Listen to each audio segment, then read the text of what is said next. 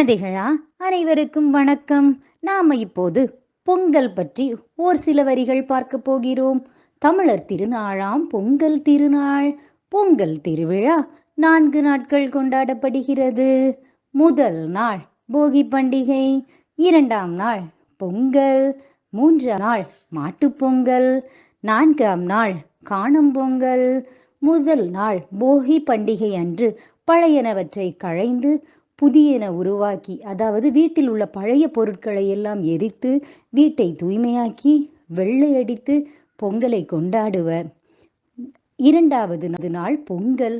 பொங்கல் திருநாளன்று வீட்டு முற்றத்தில் அடுப்பு வைத்து புது பானையில் பொங்கல் வைத்து பழங்கள், காய்கறிகள், பூக்கள், கரும்புகள் போன்றவற்றை படைத்து சூரிய பகவானை வணங்குவர். 3ஆம் நாள் மாட்டுப்பொங்கல். மாட்டுப்பொங்கல் அன்று மாட்டுத் தொழுவத்தை சுத்தம் செய்து மாடுகளை குளிப்பாட்டி மாடுகளின் கொம்புகளில் வண்ணம் தீட்டி பொங்கல் வைத்து கொண்டாடுவர். 4ஆம் நாள் காணும் பொங்கல். காணும் பொங்கல் அன்று உறவினர்கள் வீட்டிற்கு சென்று பெரியோர்கள் அனைவரிடமும் ஆசீர்வாதம் வாங்குவர். இவ்வாறு பொங்கலை மிக சிறப்பாக கொண்டாடுவர். ஏலேலோ ஐலசா, ஏலேலோ ஐலசா, பொங்கலோ பொங்கல்,